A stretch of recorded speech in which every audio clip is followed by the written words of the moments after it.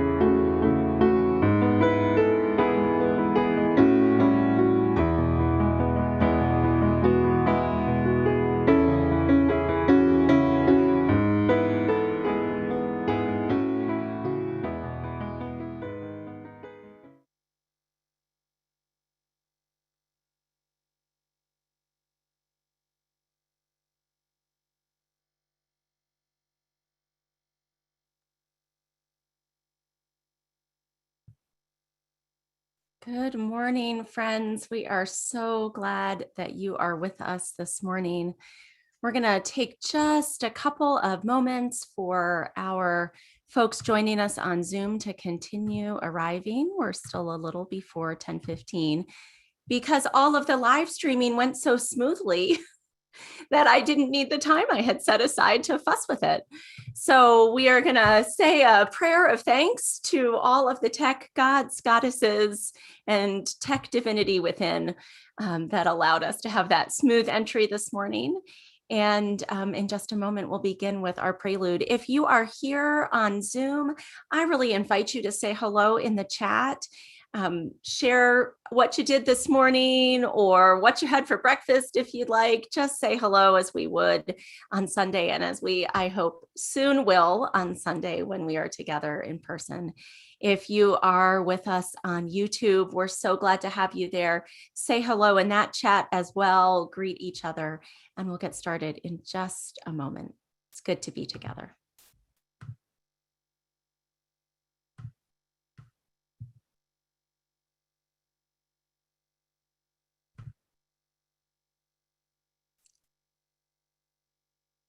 Oh, I see Jay is getting folks set up at Goodwin House. I love it. Special hello to our Goodwin House family. We're so glad that you're watching, and we're so glad that our volunteer program has started up again, getting all the tech ready for you. So thank you, Jay, for that. Good morning, all.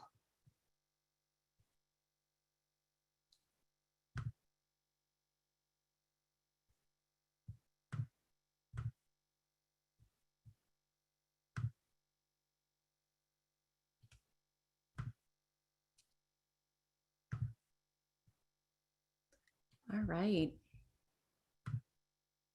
Matt, I think we may be ready to begin.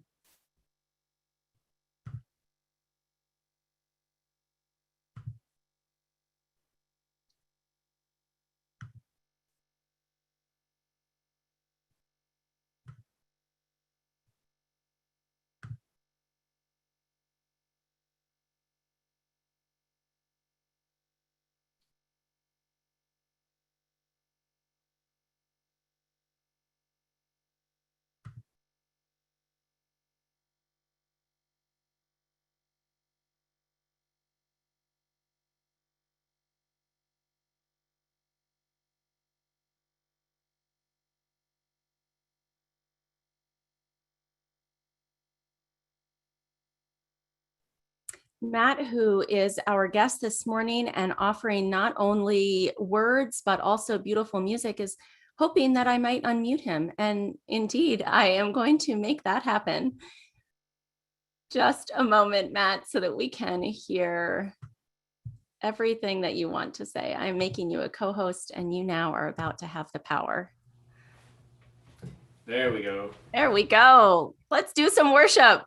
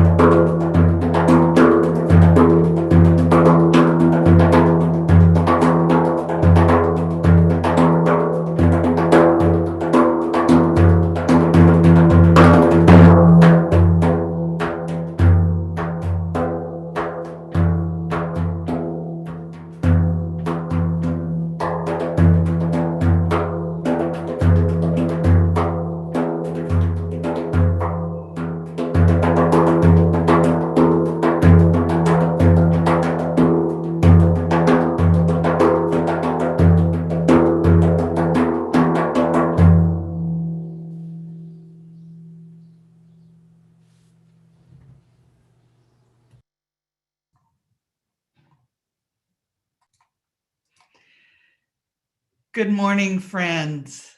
Welcome to this online service of the Unitarian Universalist Church of Arlington.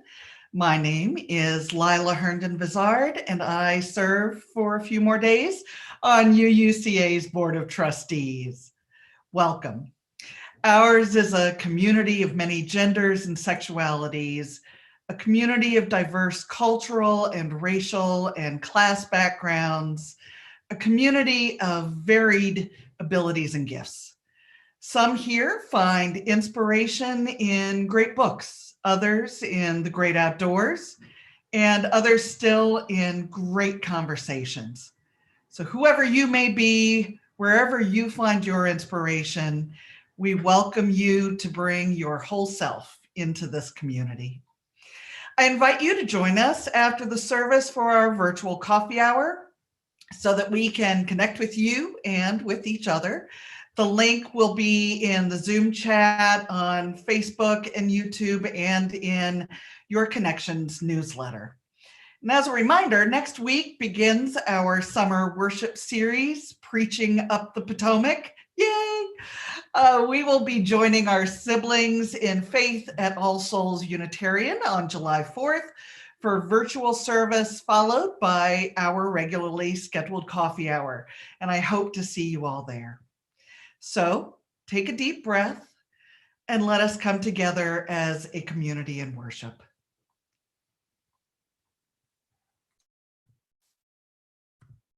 Lila, thank you so much for that beautiful welcome, and thank you for your service on the board. As we transition to our new board members, I feel particularly grateful for everyone who has served this past year and excited about those who will be serving in the year to come. Before I begin our call to worship this morning, I want to simply welcome our guest, especially now that I have made sure he can unmute. Matt actually probably requires no introduction to many of us. Matt Meyer has been with us at UUCA before, engaging with our music program in the service and offering a workshop. But for those who don't know Matt, he's a leader with Sanctuaries Boston, brings a percussion background, a long history in Unitarian Universalism, and a real commitment to spirituality and to spiritual practice and engagement, which I think we'll be hearing about today. And Matt, I'm so delighted that you're able to be with us this morning. Our call to worship is Psalm 98, as it is shared in our Unitarian Universalist hymnal, Singing the Living Tradition. Oh, sing a new song to the eternal.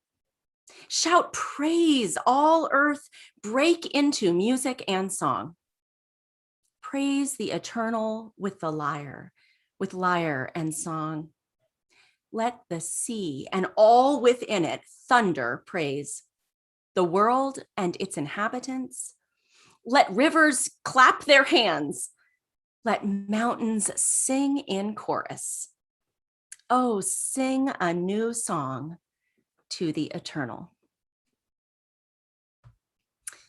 This morning, I light our chalice awkwardly behind me, so I invite you to take a moment to get whatever chalice you have to awkwardly perhaps light this morning.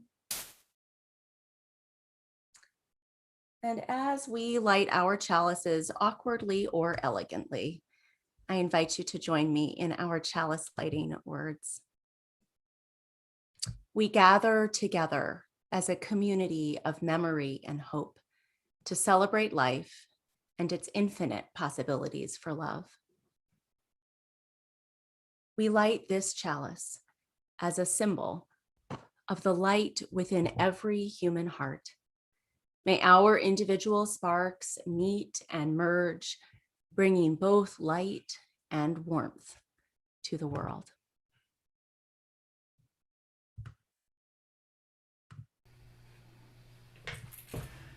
Our opening song this morning is Blessed Motion by Annie Zylstra. This song was written in part when she was inspired by the words of Martin Prechtel, who spoke of what it was like to have survived an earthquake when he was in Guatemala. He spoke of what it was like to see the ground beneath his feet, that which had always been so permanent and so solid, it suddenly rise up in motion. And he said the myth of believing in solid ground is a myth believed by those that live on the earth rather than living as a part of the earth. For the last year plus now, I have been constantly searching for a sense of grounding, even as it feels like the ground beneath my feet is constantly shifting. So if that's been true for you as well, I invite you into the spirit of this song, to be in motion with the earth and to be in movement together.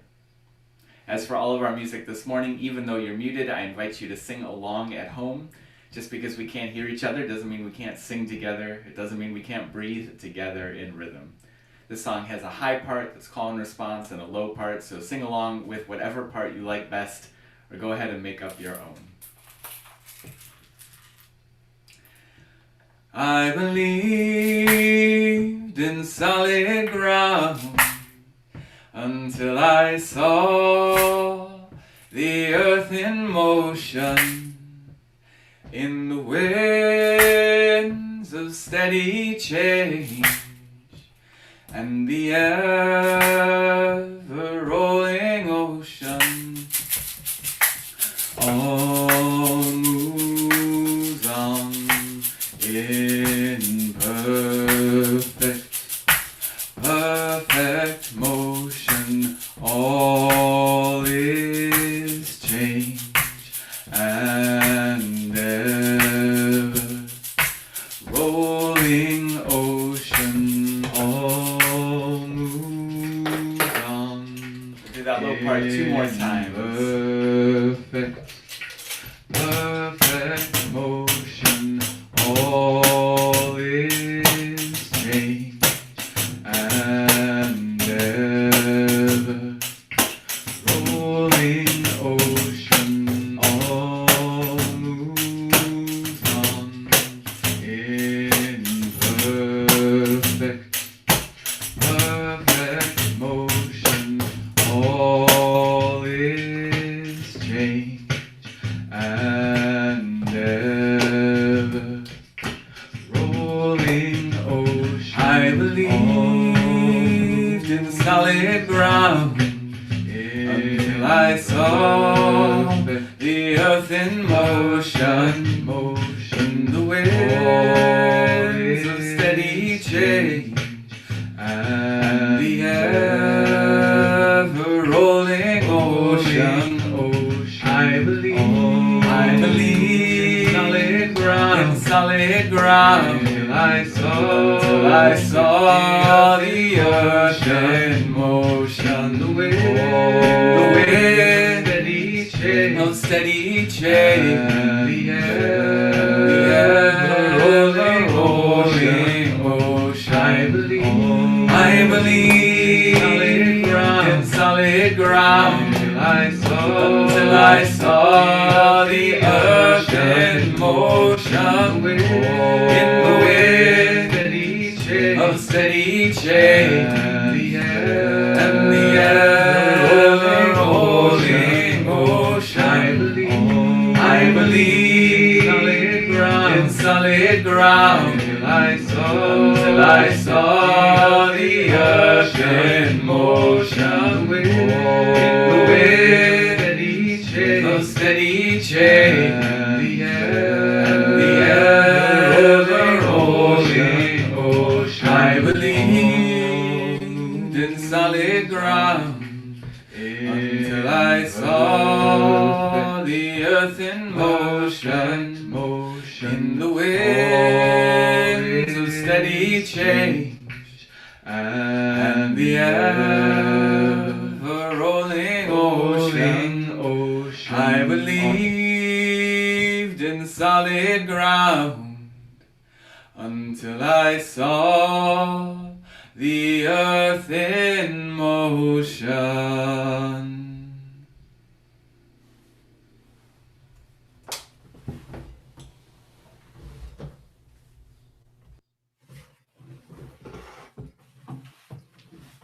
Well, I'd love to share a story with you all. A story called Desmond Gets Free, just published a couple months ago that I put together with a friend of mine. Now, Desmond the mouse lived in the most beautiful meadow in all the land. Every morning, Desmond would awake with the sunrise and spend the day playing in the meadow. And every evening, he would go to sleep under the beautiful starry sky. One night, though, Desmond awoke to find that it was still dark out. He tried to roll over, get more comfortable, and go back to sleep, but something wasn't right. He could hardly move, and his tail was throbbing with pain. Reaching behind him, he felt that there was some sort of boulder that seemed to have landed just on his tail in the middle of the meadow. He tried tugging on his tail to get loose, to get free, and he tried pushing on this giant boulder behind him, but it was no use. He was stuck. Just then he saw a giraffe passing by through the meadow. Good news, he thought. "Oh, giraffe," he called out. "It seems that some sort of boulder has fallen just on my tail in the middle of the meadow. If you could use your strong legs to push it in the other direction, I could get free." Well, the giraffe laughed at Desmond the way giraffes do. "You silly mouse," it said. "That's no boulder that's fallen on your tail. That is an elephant that's fallen asleep on your tail in the middle of the meadow." Well, good news, thought Desmond. In that case, if you could just gently wake him up and ask him to roll over just a few inches in the other direction, I could get free. "I don't know about that," said the giraffe. "I mean, certainly you know what they say about letting sleeping elephants lie. I find it's best not to get involved in other animals' business. I find it's best to remain neutral in times like these." "Well," said Desmond, "I do not appreciate your neutrality." The giraffe wandered off, and Desmond, alone again, tried again to get free. He called out, he shouted as loud as he could to wake that giant sleeping elephant, but those big elephant ears were just too far away on the other end of that giant elephant body. He tried pushing on the elephant with all of his strength and tugging on his tail with all of his might. And he tried shouting and pushing and tugging and pushing and shouting, but it was no use. And when he was just about out of breath, he saw a gazelle passing by. "Oh, gazelle," he called out, "it seems this elephant has fallen asleep just on my tail in the middle of this meadow. If you could gently wake him up and ask him to roll over just a few inches in the other direction, I could get free." "I don't know about that," said the gazelle. "I mean, you know what they say about letting sleeping elephants lie. I find it's best not to get involved in other animals' business. I find it's best to remain neutral in times like this." The gazelle wandered off, and Desmond said, almost to himself this time, "I do not appreciate your neutrality." One last time, Desmond tried shouting with all of his voice, pushing with all of his strength, tugging with all of his might, and shouting and pushing and tugging and pushing and shouting, and it was no use. At last, he just collapsed in exhaustion, and he had just about given up when he saw another animal pass by through the grass. This time, it was another mouse. He called out, and the mouse ran over and introduced himself. "My name is Nelson. What seems to be the problem?" Well, no sooner had Desmond explained the situation than Nelson was running as fast as he could to the other end of that giant elephant body. And from the ground, he called up to those giant elephant ears. He said, "Excuse me. It seems you've fallen asleep on my friend's tail in the middle of this meadow. If you could roll over just a few inches in the other direction, he could get free." Well, the elephant heard Nelson's little mouse voice way down on the ground, but his voice was just too small, and those elephant ears were just too far off the ground on top of that giant elephant head. And to be honest, the elephant was just a little too comfortable. He didn't budge. So Nelson ran back to Desmond and said, "I think I might have an idea. Don't move." And he ran off into the grass, leaving a confused look on Desmond's face. And just when Desmond was starting to get worried again, Nelson came back through the grass, but he wasn't alone this time. He had found 3 mouse friends, and each of them had found another 3 mouse friends. The whole group of them ran all the way to the other end of that giant elephant body, and one mouse climbed up on the shoulders of another, and another mouse climbed up on their shoulders, and one after another, till they had a whole mouse ladder all the way up the back of that giant elephant head. And at last, Nelson slowly and carefully climbed up the shoulders of his friends one at a time, till he stood right at the opening of that big elephant ear, and he shouted down into it, "Excuse me. It seems you've fallen asleep on my friend's tail in the middle of the meadow. Roll over a few inches so he can get free." Well, this time his voice was just too close and just too loud to ignore, and with a big, low groan, the elephant rolled over just a few inches in the other direction. Nelson and his friends climbed back down to the safety of the ground, and they met up with Desmond, and the whole group of them spent the rest of that day playing together in the middle of the meadow. Archbishop Desmond Tutu has said, "If you are neutral in situations of injustice, you have already taken sides with the powerful and with the oppressor." He said that if an elephant is standing on the tail of a mouse will never appreciate your neutrality. As Unitarian Universalists, we have envisioned in our hearts and we've articulated in our principles the goal of justice and equity and compassion. And that means that we work together to take sides for justice, to take sides for equity and compassion. It means that we work together to side with love. May it be so. May we make it so.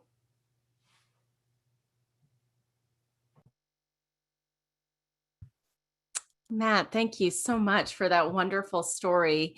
You may not have seen in the chat, but our librarian, our resident librarian, member of the congregation, of course, got the names first.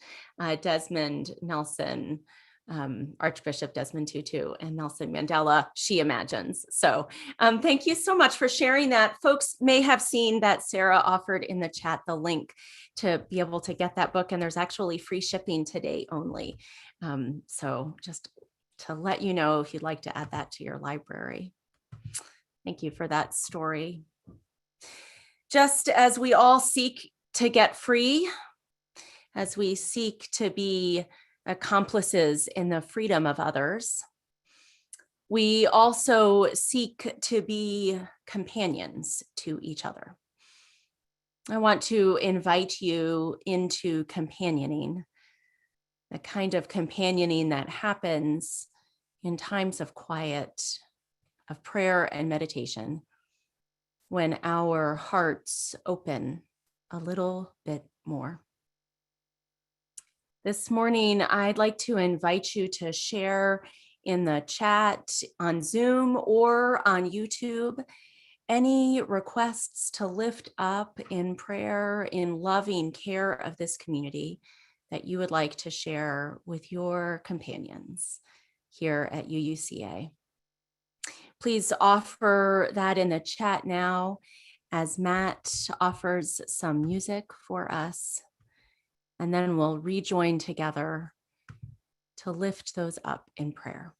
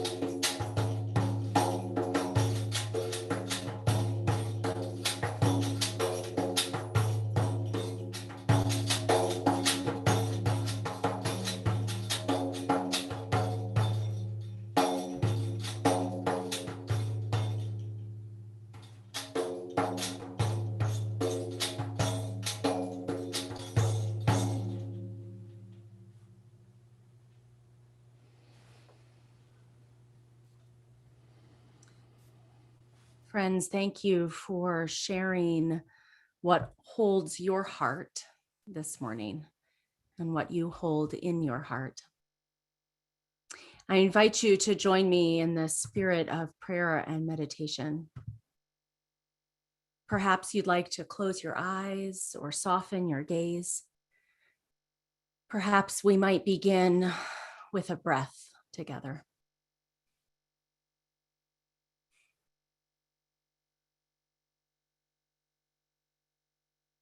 Spirit of life and love, God of many names and beyond our naming,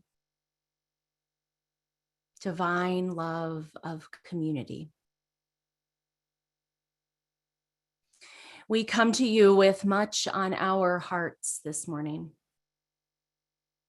Much on our hearts as we read or listen to the news, as we learn of the ways that our fellow humans' hearts are breaking. We hold today all those who grieve, which is surely all of us, as we seek to integrate into our understanding the discovery of graves of hundreds of children and adults at another Canadian residential school.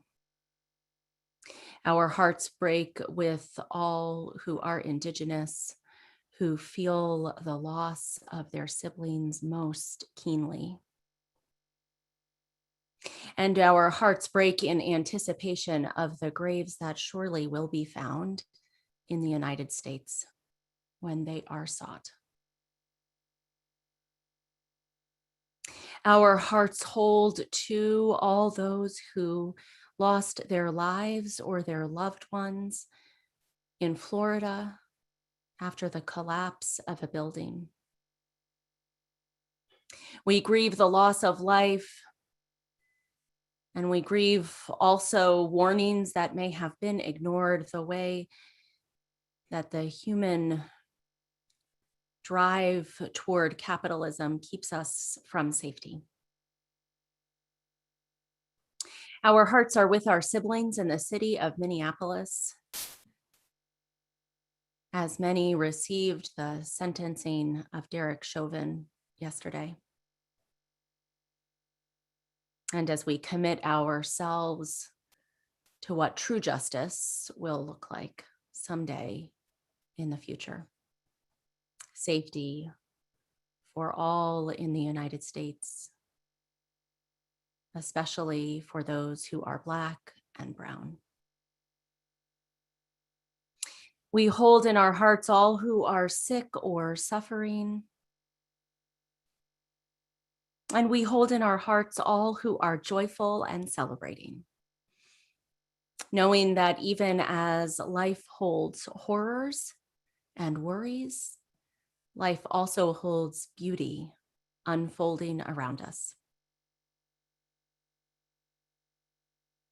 Spirit of life, fill us up as we breathe you in. May we breathe out love all around. May it be so. Amen.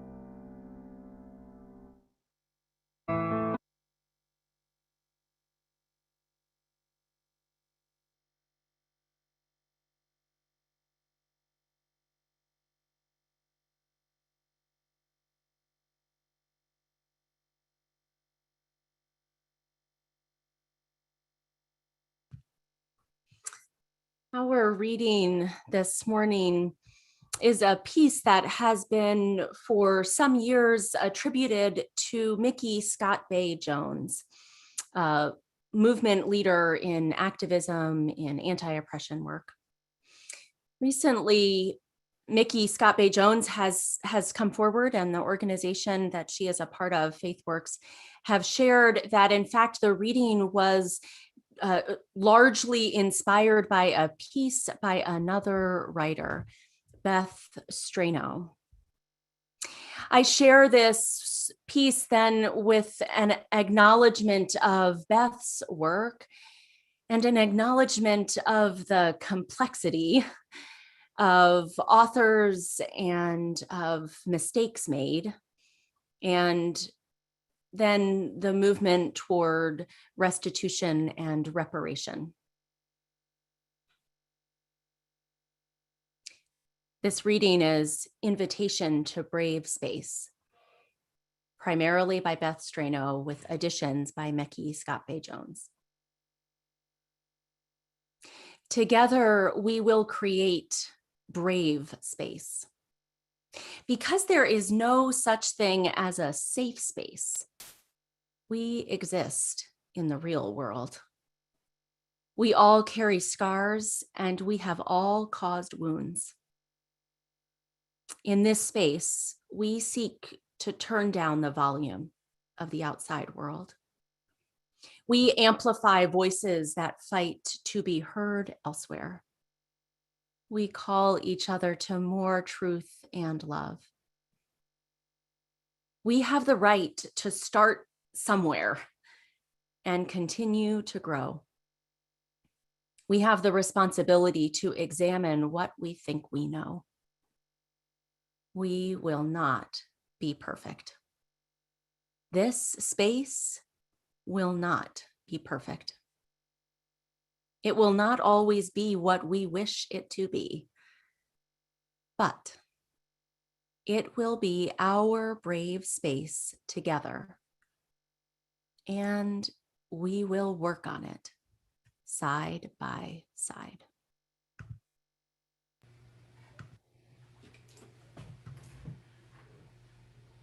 Our next song is Let the Life I Lead Speak for Me. A song about finding our way forward through those complexities, just like the poem and reading that Amanda just shared. This song also has a complicated history. I originally learned that it was a traditional Irish folk tune, but it seems that it more likely came from a 70s R&B group called the Consolers. Either way, I invite you to sing along as you get a sense of it.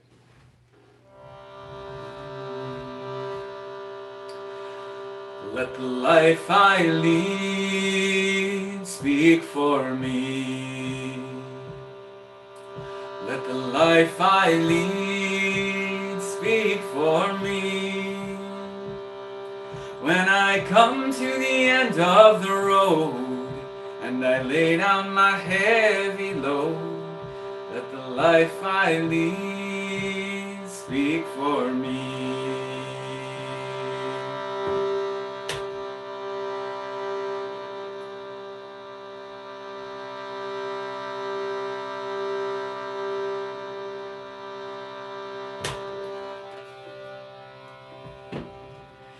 Let the friends I have speak for me. Let the friends I have speak for me. When I come to the end of the road and I lay down my heavy load, let the friends I have speak for me. Let the work I do, let the work I do speak for me. Let the work I do speak for me. When I come to the end of the road and I lay down my heavy load, let the work I do speak for me. Let the love I share, let the love I share speak for me. Let the love I share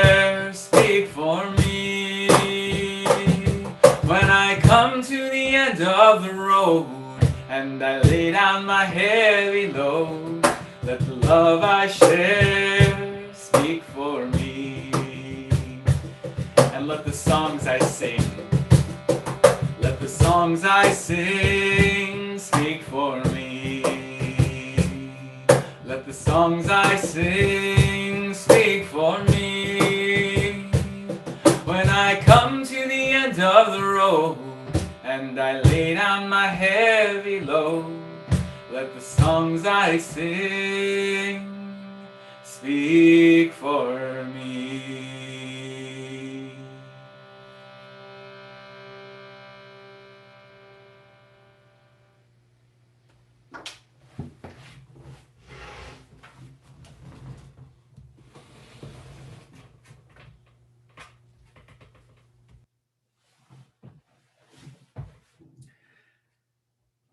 Well, I start just about every day with a to-do list, usually scribbled on a Post-it note in the corner of my desk.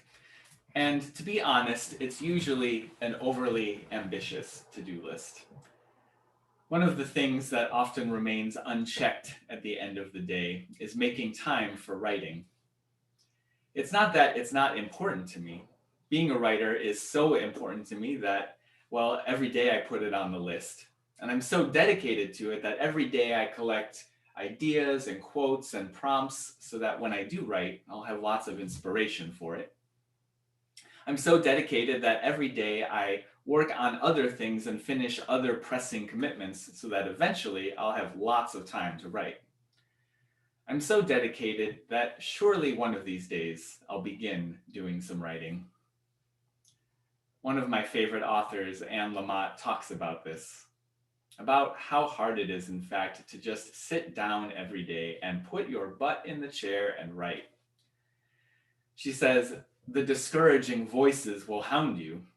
This is all piffle," they will say. And they might be right.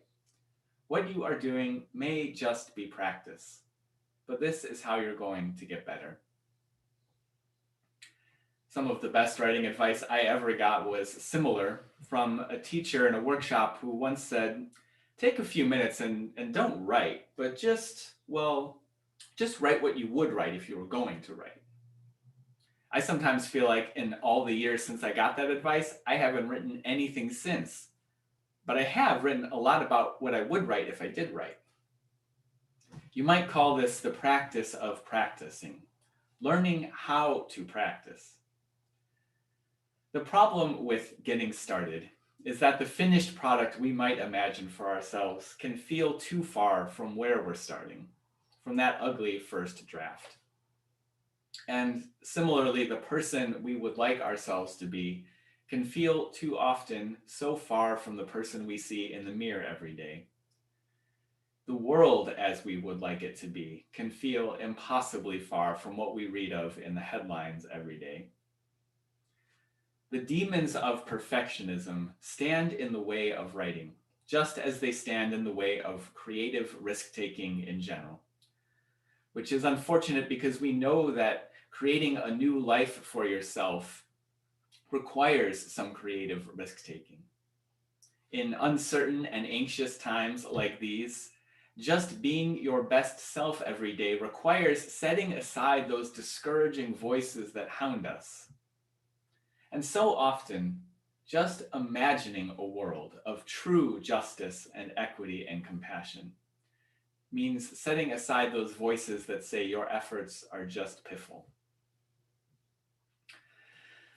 When the demons of perfectionism show up like this, I try to practice the practicing of showing up for myself and for others. Musicians know something about practicing. One of the requirements for all students at Berklee College of Music in Boston, where I attended years ago, is 4 semesters of ear training.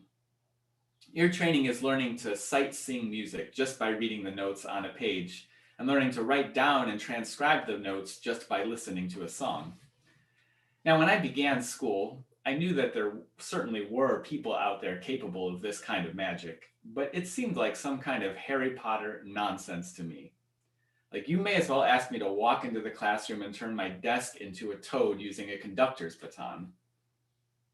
I remember the first day of your training class, there was a nervous silence among us students. Well, silence except for one student who was quite vocal in his nervousness. There was one student who interrupted the teacher in the first few minutes of the very first day to share that he was worried the class was just going to be too advanced for him. He wanted to make it clear that he was there and he knew not a single thing about ear training. The teacher kindly paused his introductions to respond. He explained that we'd all taken entrance exams and he was sure we'd been placed in the appropriate class. The teacher tried to continue but was interrupted again. Well, the man said, but is this the very lowest class? Because I need to be in like the very lowest class. Now, our poor teacher, you could tell, like, looked around the room sheepishly at this point, not really wanting to answer that, yes, we were a class of the most basic students. He said, well, it is ear training 101, so it is the lowest. There is, I guess, a class for people that have previously failed the 101, but you all are just about the lowest. Now, at this point, some of the other students in the class giggled a little bit at this man's anxieties. But I was kind of glad to hear that someone was questioning what felt to me like the absurd idea that sight singing even could be taught. I don't know what happened next for that other student, but he never came back to our class again. Not because anything we did on that first day was in fact too hard for him, I'm sure of that. But I think he just lacked a belief that improvement was even possible. I kept going, thinking that if generations of students have done this before me, it must be possible somehow, even if I personally can't see the way forward. And I made a commitment to at least practice the material. I've always remembered this other student, though, who gave up before he started. It's not just that he didn't try to become a great master at ear training. It's that he didn't even try the practicing of it, which always struck me as the real loss. When the discouraging voices hound me, I sometimes think of him, and I remind myself that maybe for now, the work I'm doing is just practice. But practice is how I'm going to get better. This pandemic arrived over a year ago, and it has been a difficult year to be sure, a time of the ground shifting beneath us constantly. I imagine that the next year, as hopeful as some of us may be about it, will be a time of rearranging our lives all over again, just like last year. A time of organizing our days differently all over again. A time of organizing our people differently all over again. This is a time of adaptation, and it is also a time of imagination. A time to imagine new ways of organizing our societies and ourselves. It's a time calling on those in power, which in some ways is all of us, to play a different role and learn some new tunes. And particularly for white folks, I think this is a time to practice some new skills and learn to play some new roles in our communities.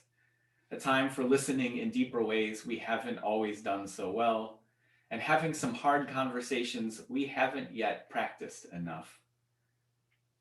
Fellow white folks, when you hear people of color continuing to organize and make demands, I invite you to practice amplifying those voices that fight to be heard elsewhere by repeating them in calls to your representatives and colleagues and family. If you happen to have inherited wealth that was accumulated in a time of systematic segregation, which is true of all wealth in this country all of the time, well, I invite you to practice giving it away. If your muscle memory has been to call the police when something goes wrong, now is a time to practice something different. I won't all of a sudden do all of these things, but I will practice the doing of them.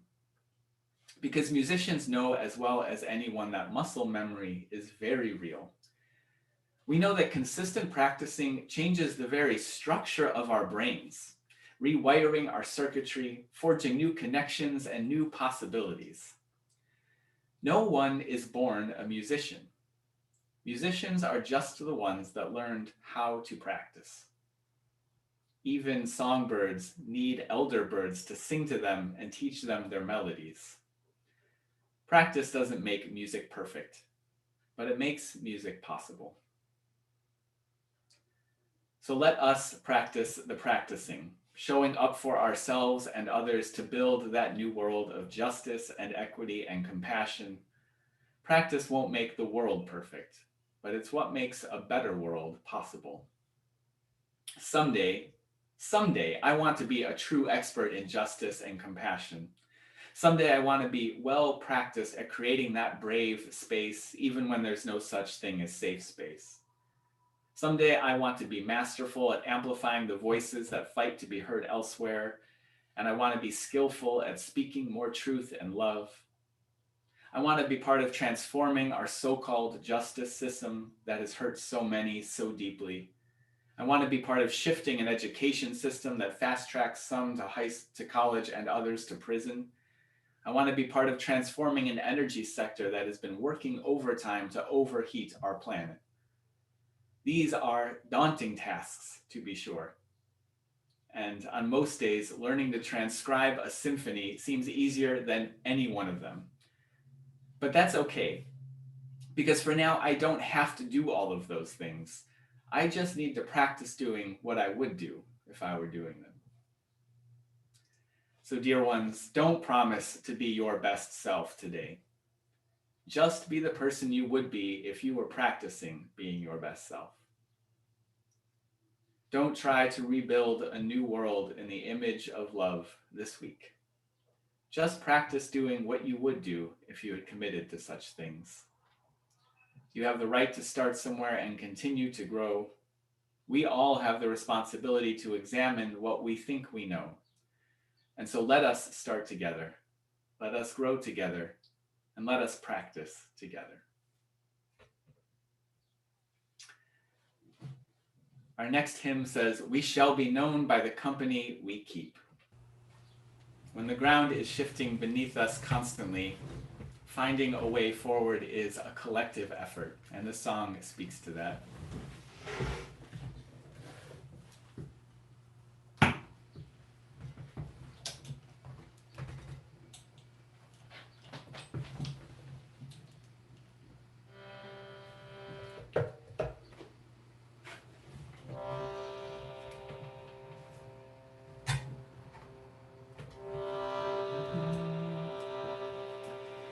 We shall be known by the company we keep, by the ones who circle round attend these fires.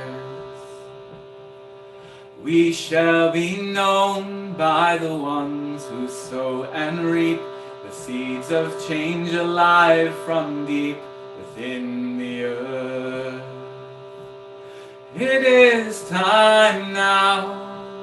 It is time now that we thrive. It is time we lead ourselves into the well. It is time now, and what a time to be alive. In this great turning we shall learn to lead in love.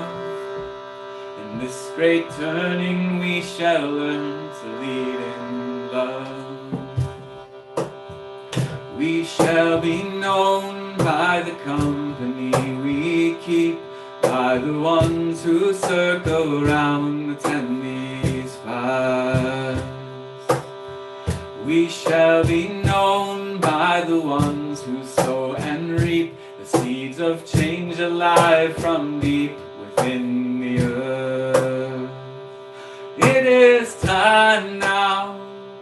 It is time now that we thrive. It is time we lead ourselves back to the well. It is time now, and what a time to be alive. In this great turning we shall learn to lead in love. This great turning we shall learn to lead in love.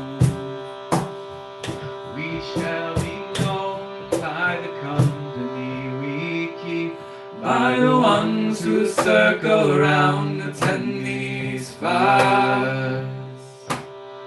We shall be known by the ones who sow and reap the seeds of change alive from deep within the earth. It is time now. It is time now that we thrive. It is time we lead ourselves back to the well. It is time now, and what a time to be alive. In this great turning we shall learn to lead in love. In this great turning we shall learn to lead in love. We shall be known by the company we keep, by the ones who circle round attendees fires. We shall be known by the ones who sow and reap the seeds of change alive from deep within the earth. It is time now. It is time now that we thrive. It is time we lead ourselves back to the well. It is time now, and what a time to be alive. In this great turning we shall learn to lead in love. In this great turning we shall learn to lead in love. In this great turning we shall learn to lead in love. In this great turning we shall learn to lead in love.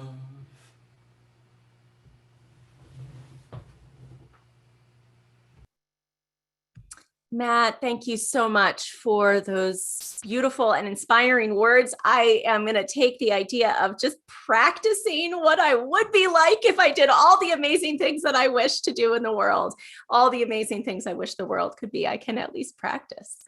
And thank you for the music. I know I'm seeing a lot of appreciation in the chat, and we would all be just singing. Well, I did sing very loud, and we'll pretend that I sounded amazing. I practiced anyway. It is so good to have you with us, and it is good to be gathered together, friends. This week and last week, these last 2 Sundays of June, our offering is shared with our 70-30 split, with 70% of the monies collected during the offering going to UUCA's Social Justice Fund. So we're creating a fund not to build up over years, but to be used in this coming year to enable the congregation to participate in small, immediate actions, the kinds of things that are needed right then that you haven't always budgeted for. We need a bus to get the youth and adults to a rally in Richmond. We'll be able to do that. We need to, fund creating a meal for folks who are living on the streets right now and looking for a meal. We don't have that budgeted. Can we make that happen? Yes. And so that fund is really going to enable us, particularly as we welcome Reverend Carol Thomas Sissel, who will be working with us on social justice in the coming year. We're so excited for her to join us in August. We want to make sure that our social justice ministry is able to respond quickly to those needs that come up unprompted, those needs that enable us to practice the world as we wish it were. So 70% of your offering will go to that work and 30% to the ongoing work of the congregation, including all of the social justice work that is budgeted in our operating budget. I'm going to share a slide just briefly so you can see some of the ways to give. And I know that our wonderful Sarah, Director of Congregational Life, has shared it in the chat as well. Can take a look there at the many ways to practice giving your money away. Thank you for that, Matt. And indeed, to practice being part of this community and part of the work that we do together. I'm going to leave that up as I invite Matt to share some music in our offering. This song was written by Sarah Lynch Thomason, a climate justice activist in Appalachia. This song, like the best music, I think, and perhaps like the best faith communities, calls us not to turn away from hard things and not to ignore the crises of our time, but to face them honestly, to name them directly, and to move forward to address them together. There are more waters rising, this I know, this I know. There are more waters rising, this I know. There are more waters rising, they will find their way to me. There are more waters rising, this I know, this I know. There are more waters rising, this I know. More fires burning, there are more fires burning, this I know, this I know. There are more fires burning, this I know. There are more fires burning, they will find their way to me. There are more fires burning, this I know, this I know. There are more fires burning, this I know. More mountains falling, there are more mountains falling, this I know, this I know. There are more mountains falling, this I know. There are more mountains falling, they will find their way to me. There are more mountains falling, this I know, this I know. There are more mountains falling, this I know. I will wade through the water, I will wade through the waters, this I know, this I know. I will wade through the waters, this I know. I will wade through the waters when they find their way to me. I will wade through the waters, this I know, this I know. I will wade through the waters, this I know. I will walk through the fire, I will walk through the fires, this I know, this I know. I will walk through the fires, this I know. I will walk through the fires when they find their way to me. I will walk through the fires, this I know, this I know. I will walk through the fires, this I know. I will rebuild the mountains, this I know, this I know. I will rebuild the mountains, this I know. I will rebuild the mountains when they find their way to me. I will rebuild the mountains, this I know, this I know. I will rebuild the mountains, this I know. More waters rising, there are more waters rising, this I know, this I know. There are more waters rising, this I know. There are more waters rising, they will find their way to me. There are more waters rising, this I know, this I know. There are more waters rising, this I know.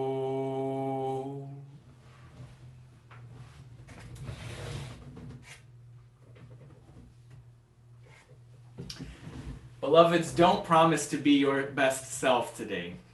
Just be the person you would be if you were practicing being your best self. Don't try to rebuild a new world in the image of love this week. Just practice doing what you would do if you had committed to such beautiful things. You have the right to start somewhere and continue to grow, and so let us start together, let us grow together, and let us practice together. Go in peace. Go in love, and go and be blessed as you are a blessing to others.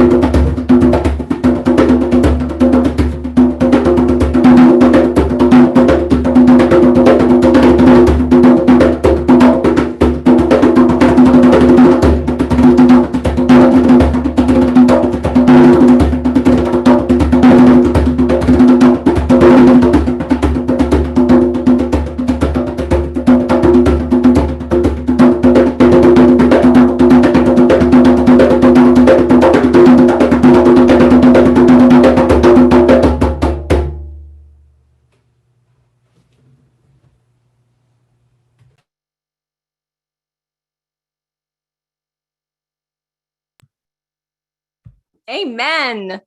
Thank you all, YouTube. Thank you for being with us and have a wonderful